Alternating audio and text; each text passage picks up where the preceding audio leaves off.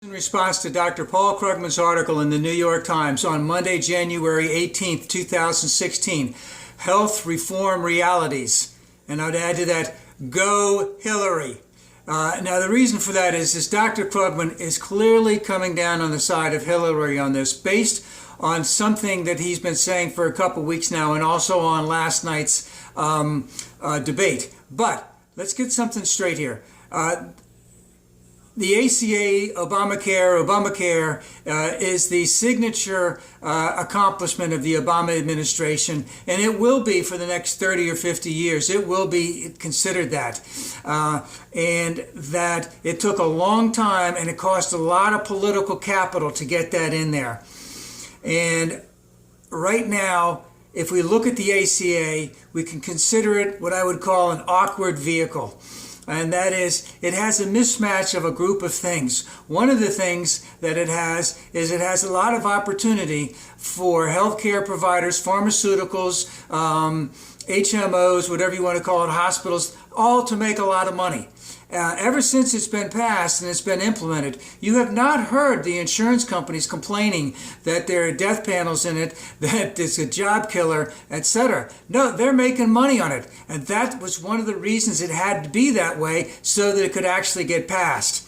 Is it a perfect vehicle? Absolutely not. Is it remotely close to being a perfect vehicle? Absolutely not.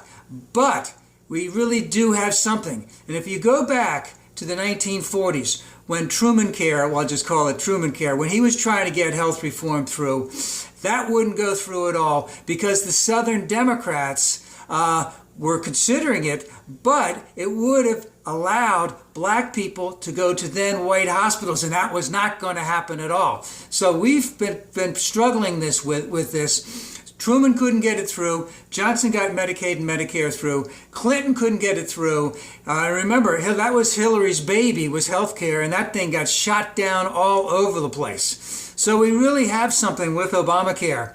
And then the question that Dr. Krugman points out is, should we get the whole thing, or should we continue to improve what we have on it to try and make it better and better?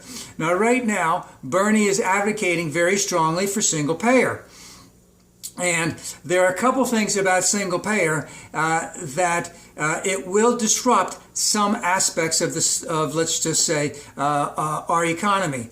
And what are the things that he talks about? Is that single payer is there will be a lot of people who are making a lot of money right now who won't want that. Again, pharmaceuticals, hospitals, HMOs, insurance, health providers, etc. They don't want that type of disruption in their life. They have a lot of people who are gainfully employed in there. There will be a power struggle on that, perhaps even much greater so than with Obamacare. And it is a known fact that our taxes will have to go up. At the same time, even though our taxes will go up, we'll probably be saving money in the sense that we don't have to worry about that monthly amount that comes out of our paycheck each month for our insurance companies, which goes up all the time. The deductibles that we always have to pay. Once you get rid of the deductible, you have an 80-20, 70-30, whatever, where you have to pay after that. So there's all kinds of additional fees that you have to pay. The copay when you go to the doctor, 10 or 15 or 20 bucks each time you go there, and then it costs more if you have to see a specialist. So most of that would be wiped out with single payer. But taxes would have to go up, and that'll be a hard thing to sell. Because if someone goes out there and starts talking about single payer, starts talking about the public option, talks about universal health care, everyone's confused. So that will be a difficult thing to bring about.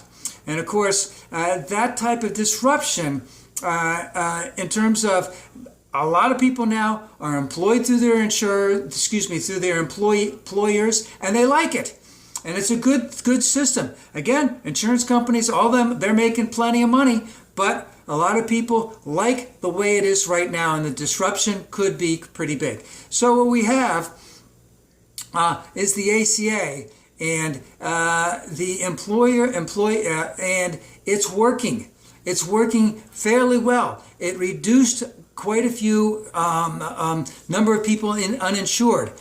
But right now, when we're talking about all the things that Bernie wants to do, in addition to single payer, in terms of raising the minimum wage, in terms of increasing the power of the Environmental Protection Agency, let's say also the Securities and Exchange Commission, attacking global warming, getting free college education, increasing funding for colleges all the way through, prenatal, postnatal care, all of this type of stuff. That would be a big distraction if we're only going after single payer, especially right from the beginning. It could set the tone, and if he loses on that, he could lose on just about everything else that he wants. And any way you put it, all the other things that are out there, our esteemed competition will be fighting tooth and nail about this whole thing, and they will just, not destroy, but go after Bernie all over the place. Do it again. Say it again. Vote for Trump, bitch. That my alter ego.